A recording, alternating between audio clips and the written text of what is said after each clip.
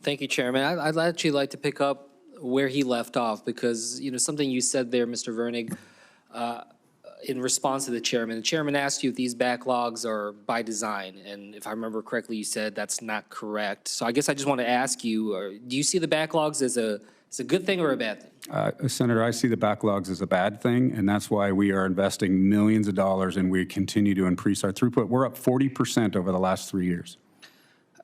I just, want to build off of what the chairman said here because, again, I was going through, I was looking through your Form 10K.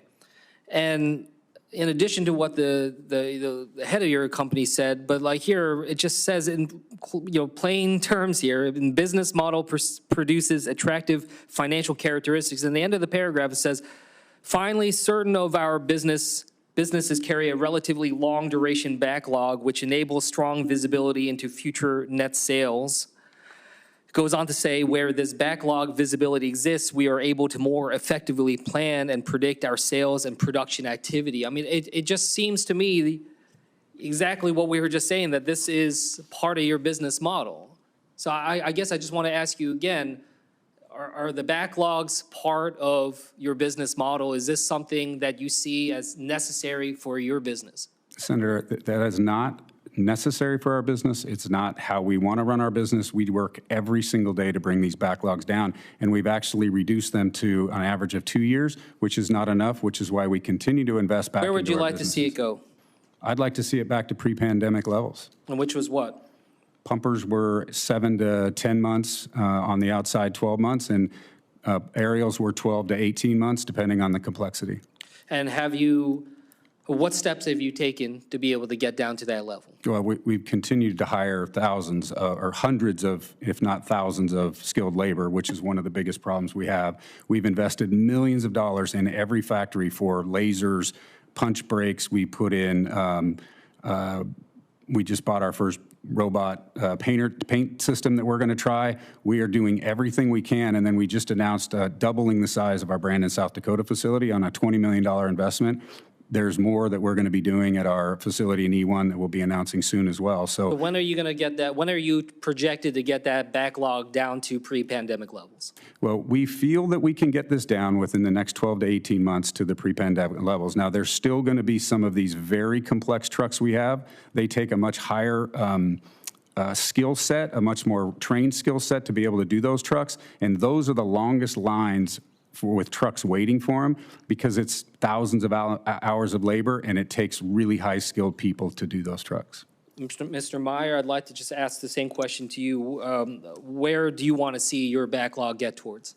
Sir, we believe pre-pandemic times, regardless of what the customer ordered from a customization standpoint, they could get a truck in 12 to 18 months. And our objective is to get to that. 12 to 18 months is acceptable to you? 12 to 18 months for a fully custom apparatus, sir. Currently, we have options for our stock units. Where are you at right now in terms of how long it would take? We have some units that are our standard stock units.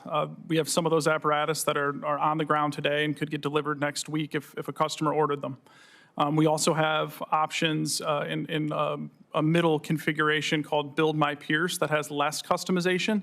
The ones that have less customization would be around 2 years. Trucks that have full customization, what we call a build-to-order truck, are currently around 2 to 4 years, depending on the specification. So we've heard a lot of criticisms here in terms of how your companies have operated. And I guess just since we have you before us, since you're here under oath, I want to just ask very clearly and just hear from you. With your companies, Mr. Virnig and Mr. Meyer, your respective companies, has there been any effort on your end to engage in any anti-competitive practices, including collusion with any other company to suppress market competition, restrict the supply of fire apparatus, or engage in any other anti-competitive practices with the purpose of increasing the cost of fire apparatus? Mr. Meyer? Sir, no, we have not participated in any anti-competitive behavior. We have 3,000 employees that go to work every day to serve firefighters, and they are working extremely hard to get these men and women the trucks that they've ordered and to get those lead times in check, sir. Mr. Virnig? No, Senator, we have never engaged in any kind of that activity, no. Mr. Musharbash, I'd like to just turn to you. I'm not asking for you to make any verdict here, but I would like to hear more from you about whether or not the practices that you've been observing in the industry by both of these companies amount to, at a minimum, reasonable suspicion that they've engaged in anti-competitive practices. Thank you for the question, Senator. I believe so, yes. Under the antitrust laws, we've always been concerned about financiers, large corporations with deep pockets going out and buying up the competition to consolidate market power. In this case, we've seen Rev Group go out and buy competitors until it amassed 30 to 40% market share on a national scale. There is a presumption in the antitrust laws that when a series of acquisitions leads to the consolidation of more than 30% market share, that is presumptively unlawful. That should be subject to investigation. Beyond that, we've also seen anti-competitive practices in the context of dealers. We've seen mergers between dealers that eliminated competition, and those seem to have been pushed from the center by Pierce and Rev Group. Those can be concerning from an antitrust perspective as well.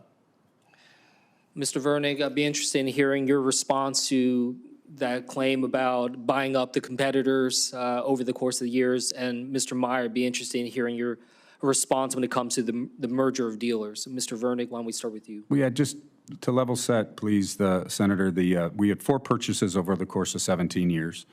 Each one of those companies was in financial distress when we bought them. So I know for sure in the case of KME, but I can say for fairly certain if you look at the numbers in these other businesses that had we not purchased those companies when we did, they would not be in the marketplace today, which I think would exacerbate the problem that we have. And so I'm very happy that we are continuing to build these trucks and offer these products to our customers. As far as his market share, what he brings up on market share, there really is no definitive market share data that shows the entire industry, but I would disagree with his claims of what our market share is because we don't reach that point from the market that I see. Mr. Meyer, if you can respond to the concerns about mergers of dealers. Yes, Senator, I'd be happy to provide some clarity there. So we operate through independent dealers across the United States and Canada, and they operate over 120 service centers across that area. When a dealer goes about purchasing another dealer, in most cases it's because a dealer is ready to retire and they're looking to exit their dealership, they would look to another dealer to sell to. When that takes place, we have high expectations that our dealers are investing in service and aftermarket and increasing the number of service centers available to customers so that we can expect to have trucks stay in service and supported longer. Our dealers invest heavily into those territories. Mr. Chairman, I'll yield back. Senator Blumenthal. Thank you, Mr. Chairman.